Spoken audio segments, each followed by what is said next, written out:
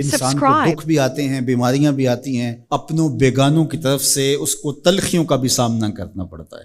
تو اس موقع پر آپ کی زبان کوئی ایسا جملہ نہ کہے جو اللہ کی ناراضگی کا سبب ہو۔ غم تو پہنچتا ہے اور غم سے انسان متاثر بھی ہوتا ہے۔ یہ تو نہیں ہے کہ ایک تکلیف پہنچے۔ غالب نے کہا تھا روئیں گے ہم ہزار بار کوئی ہمیں ستائے کیوں۔ تو جب سینے میں دل ہے تو کوئی دکھ دے گا تو دکھی ہوگا، دل بے چین ہوگا۔ تو فرمایا کہ جب تکلیف پہنچے تو مدد کس سے طلب کرو؟ صبر سے، کہ اللہ مجھے توفیق صبر دے۔ روایت ہے کہ سلمان رضی اللہ تعالی عنہ حاضر ہوئے اور ان کے چہرے کے اوپر کوئی ایسے آثار تھے کہ جس طرح بہت بڑی پریشانی ہو۔ تو ان کو کہا کہ تمہارا جو دکھ ہے وہ اس کو کہو جو دکھ کا مداوع کر سکتا ہے، غم اسے کہو جو غم خار ہو، جو غم خار ہی نہ ہو اسے غم کہنے کا فائدہ۔ بعض اوقات لوگ خام خواہ بے چین ہوتے کہ میرے کو پوچھے تمہیں کیا ہے، چہرے کے اوپر جو ہے وہ خشونت سجائے، چہرے کے اوپر جو ہے وہ اداسی سجائے۔ آپ کو صدمہ پہنچے تو بعض اوقات ٹھیک ہے، انسان بے بس ہو جاتا ہے، اس کے چہرے بشرے سے اس کا ظہور بھی ہوتا ہے، لیکن کچھ ایسی چیزیں جو چھپائی جا سکتی ہیں اس کو چھپائیں۔ ہنس کے پی جا تلخی ایام کو ناصر، غم کے سہنے میں بھی قدرت نے مزہ رکھا ہے۔ غم برداشت کریں، اندر اتار لیں اس کو، اس کا اجر رکھا گیا ہے، اس کا صلہ بتایا گیا ہے۔ تو ہر چھوٹی چھوٹی بات کو لوگوں سے شیئر کرنا یہ نہیں، ٹھیک ہے کبھی آپ کوئی ایسی بات ہو آپ کر بھی سکتے ہیں، لیکن ہر وقت جو ہے وہ اکتائے ہوئے رہنا اور میں پریشان ہوں، میں پریشان ہوں، میں دکھی ہوں، میں دکھی ہوں، تو کیا وہ دکھ ختم ہو جائے گا؟ لوگ مہندی سجائیں گے تیرے لہو سے، لوگ مہندی سجائیں گے تیرے لہو سے، زخم دل کے نہ دکھاؤ کسی کو۔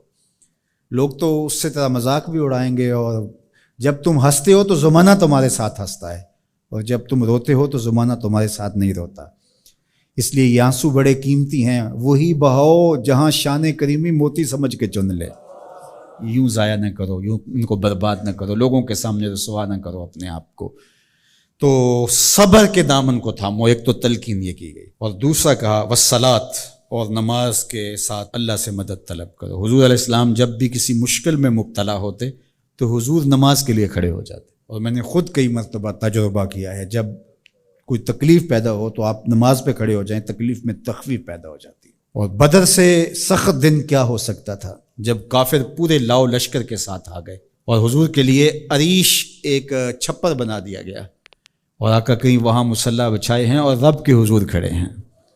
مشکل کے وقت جب کوئی سبب نہ رہے تو اس کے حضور آ جاؤ، وہ تمہاری ضرورتوں کا کفیل ہے۔ وَإِنَّهَا لَكَبِيرَةٌ إِلَّا عَلَى الْخَاشِعِينَ، اور یہ بہت بھاری ہے نماز پڑھنا اور صبر کرنا، لیکن جو اللہ کا خوف سینے میں پالنے والے لوگ ہیں، رکھنے والے لوگ ہیں، ان کے لیے مشکل نہیں ہے۔ بچے کو صبح اٹھائیں آپ نماز کے لیے تو وہ اٹھتا ہی نہیں ہے، بار بار کہہ کے اس کو اٹھانا پڑتا ہے، اور اس نے سوات کی سیر کے لیے جانا ہو اور دوستوں کو ٹائم دیا ہو، تہجد کے وقت ہی تیار ہو کے بیٹھ جاتا ہے۔